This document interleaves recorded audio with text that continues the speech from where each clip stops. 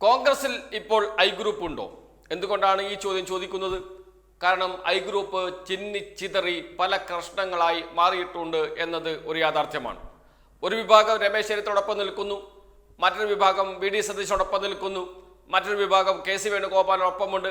അങ്ങനെ വിവിധ നേതാക്കളുടെ പിറകിൽ ഐ ഗ്രൂപ്പ് ചിതറിക്കിടക്കുകയാണ്.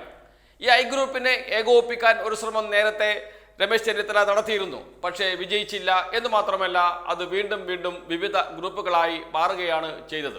ഒരു ഗ്രൂപ്പ് പ്രബല വിഭാഗം കെ സുധാകരനോടൊപ്പം പോവുകയും കെ സുധാകരൻ്റെ ഫാൻസ് ഗ്രൂപ്പായി അത് മാറുകയും ചെയ്തിട്ടുണ്ട് എന്നത് നമ്മുടെ മുന്നിലുള്ള വസ്തുതയാണ്.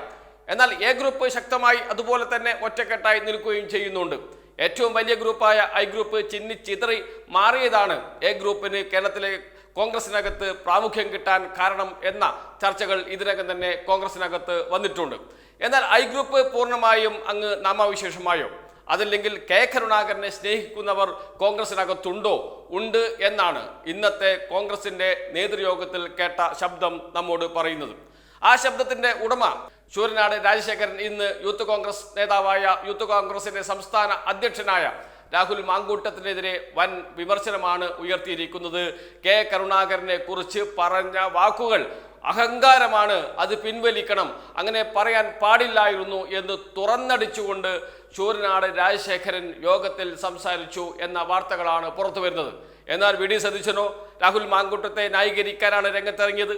രാഹുൽ മാങ്കൂട്ടത്തെ അപ്പോൾ തന്നെ പിന്തുണച്ചുകൊണ്ട് വി ഡി സതീശൻ രംഗത്ത് വന്നു എന്ന വാർത്തകളും പുറത്തു വന്നിട്ടുണ്ട്. എന്ന് വെച്ചാൽ ഐ ഗ്രൂപ്പിന്റെ ഒരു ശബ്ദം ഇന്ന് യോഗത്തിൽ മുഴങ്ങി എന്നതാണ് ഏറ്റവും പ്രധാനപ്പെട്ട കാര്യം. അത് അപ്പോൾ തന്നെ അടിച്ചമർത്താൻ വി ഡി സതീശൻ തിരക്കിട്ട് ചാടിയിറങ്ങിയത് എന്തിന് എന്ന ചോദ്യവും അവശേഷിക്കുന്നുണ്ട്. ഒരു ശബ്ദം പോലും, ഐ ഗ്രൂപ്പിന്റെ നേരിയ ചലനം പോലും കോൺഗ്രസിനകത്ത് ഉണ്ടാകരുത് എന്ന് ആഗ്രഹിക്കുന്ന നേതാക്കളിൽ ഏറ്റവും മുമ്പിൽ നിൽക്കുന്നത് വി ഡി സതീശനാണോ എന്ന ചോദ്യമാണ് ഇപ്പോൾ ഉയർന്നത്. എന്തുകൊണ്ടാണ് ശൂരനാട് രാജശേഖരൻ രാഹുൽ മാങ്കൂട്ടത്തിനെതിരെ യോഗത്തിനകത്ത് സംസാരിച്ചത് എന്നല്ലേ? അതിനുത്തരമുണ്ട്. അതിനുത്തരമാണ് നേരത്തെ രാഹുൽ മാങ്കൂട്ടത്തിൻ്റെ ഒരു ഫേസ്ബുക്ക് പോസ്റ്റ്. ആ പോസ്റ്റിൽ പറയുന്നത് ഇങ്ങനെയാണ്: ലീഡർ കെ കരുണാകരൻ്റെ ചോരയാണ് കോൺഗ്രസ്. ലീഡറുടെ ഏറ്റവും വലിയ മൂല്യം അദ്ദേഹത്തിൻ്റെ മതേതരത്വമാണ്. ആ മൂല്യത്തെയാണ് പത്മജ കൊല്ലാൻ ശ്രമിച്ചത്. മുൻപൊരിക്കൽ പത്മജ പറഞ്ഞത് അവർ തന്തയ്ക്ക് പിറന്ന മകൾ എന്നാണ്. എന്നാൽ ഇന്ന് അവർ ആ പിതാവിൻ്റെ ഏറ്റവും വലിയ മൂല്യമായ മതേതരത്വത്തെ തള്ളിപ്പറഞ്ഞപ്പോൾ ഇന്നു മുതൽ അവർ അറിയപ്പെടുക തന്തയെ കൊന്ന സന്തതി എന്ന പേരിലാകും. തന്തയെ കൊന്ന സന്തതി എന്ന പേരിലാകും എന്ന് വെച്ചാൽ തന്തയ്ക്ക് പറയുകയാണ് പച്ചക്ക് രാഹുൽ മാങ്കൂട്ടത്തിൽ. പത്മജ വേണുഗോപാലിന്റെ തന്തയ്ക്ക് പറയുന്ന അവസ്ഥയിലേക്ക് പോസ്റ്റ് വന്നത് എന്തുകൊണ്ട് എന്ന ചോദ്യമാണ്. അത്തരമൊരു പരാമർശം എന്തുകൊണ്ടാണ് രാഹുൽ മാങ്കൂട്ടൻ നടത്തിയത് എന്ന ചോദ്യമാണ് ശൂരനാട് രാജശേഖരൻ യോഗത്തിൽ ഉന്നയിച്ചത്. അത് ഏറ്റവും പ്രധാനപ്പെട്ട ചോദ്യം തന്നെയായിരുന്നു. അപ്പോഴാണ് വി ഡി സതീശൻ ചാടിയിറങ്ങി രാഹുൽ മാങ്കൂട്ടത്തിനെ പിന്തുണക്കാൻ രംഗത്തെത്തിയത് എന്നുകൂടി ഓർക്കണം. എന്ന് വെച്ചാൽ ഐ ഗ്രൂപ്പിന്റെ ഒരു ശബ്ദവും പോലും ഇനി എവിടെയും മുഴങ്ങരുത് എന്ന് കോൺഗ്രസിനകത്ത് അങ്ങനെ ഒരു ആഗ്രഹം, അതിനുള്ള നീക്കം കോൺഗ്രസിനകത്ത് നടക്കുന്നുണ്ട് എന്ന് വേണം കരുതാൻ. ഏതായാലും ഇത് ഇപ്പോൾ വലിയ വാർത്തയായി മാറുകയും ചെയ്തിട്ടുണ്ട്. കാരണം രാഹുൽ മാങ്കൂട്ടത്തിന് അഹങ്കാരമാണ് എന്നാണ് ശൂരനാട് രാജശേഖരൻ പറഞ്ഞിരിക്കുന്നത്. എന്ന് വെച്ചാൽ കോൺഗ്രസിനകത്ത് രാഹുൽ മാങ്കൂട്ടത്തിനെതിരെ, യുവ നേതാക്കൾക്കെതിരെ, അവർ ചെയ്തുകൊണ്ടിരിക്കുന്ന കാര്യങ്ങൾക്കെതിരെ ഒക്കെ വലിയ വിമർശനം ഉയർന്നു വരുന്നുണ്ട്. ആരും അത് പുറത്ത് പറയുന്നില്ല എന്ന് മാത്രമേ ഉള്ളൂ. പ്രതിപക്ഷ നേതാവ് വി ഡി സതീശന്റെ പ്രവർത്തനത്തോട് പോലും, അദ്ദേഹത്തിന്റെ വാർത്താ സമ്മേളനത്തിൽ അദ്ദേഹത്തിന്റെ ശരീരഭാഷയെ പോലും വിമർശിക്കുന്ന കോൺഗ്രസ് നേതാക്കളെ നമുക്ക് കാണാൻ കഴിയും. ഒരു അഹങ്കാരത്തിന്റെ ഭാഷ അതിലുണ്ട്, ഒരു അഹങ്കാരം അതിലുണ്ട് എന്നാണ് കോൺഗ്രസ് നേതാക്കൾ പറയുന്നത്. അങ്ങനെ അഹങ്കാരത്തിന്റെ മൂർത്തിഭാവമായ കെ സുധാകരൻ KPCC പ്രസിഡന്റായി വന്നതും അദ്ദേഹം തിരിച്ച് കണ്ണൂരിലേക്കൊക്കെ പോയതും നമ്മുടെ മുന്നിലുണ്ട്. അദ്ദേഹം വരുമ്പോൾ എന്തൊക്കെയായിരുന്നു കോൺഗ്രസ് നേതാക്കൾ പറഞ്ഞത്? എന്തൊക്കെയായിരുന്നു അദ്ദേഹത്തിൻ്റെ ഫാൻസ് ഗ്രൂപ്പുകൾ ഇവിടെ പോസ്റ്ററുകളും ബാനറുകളും അതേപോലെ ഫ്ലെക്സ് ബോർഡുകളും ഒക്കെ നിരത്തിയത്? അതിൽ പറഞ്ഞ വാക്കുകൾ എന്തൊക്കെയാണ്? ഇതാ CPM-ന് അന്ത്യം കുറിക്കാൻ കണ്ണൂരിൽ നിന്ന് പടനായകൻ വരുന്നു, കണ്ണൂരിൽ നിന്ന് സിംഹക്കുട്ടി വരുന്നു എന്നൊക്കെയാണ് പറഞ്ഞു പരത്തിയത്. എന്നൊക്കെയാണ് ബോർഡുകളിൽ അക്ഷരങ്ങളായി തെളിഞ്ഞത്. എന്തിനേറെ പറയുന്നു, ഇനി പിണറായിയുടെ കാലം കഴിഞ്ഞു, പിണറായിയെ താഴെ ഇറക്കാൻ വരുന്നു സിംഹക്കുട്ടി എന്നൊക്കെ പറഞ്ഞുകൊണ്ടാണ് വാർത്തകൾ പോലും വന്നത് എന്ന് ഓർക്കണം. ആ സമയത്ത് കെ സുധാകരനെ കുറിച്ച് മലയാള മനോരമയ്ക്ക് പ്രസിദ്ധീകരിച്ച വാർത്തകളുണ്ട്, സചിത്ര ലേഖനങ്ങളുണ്ട്.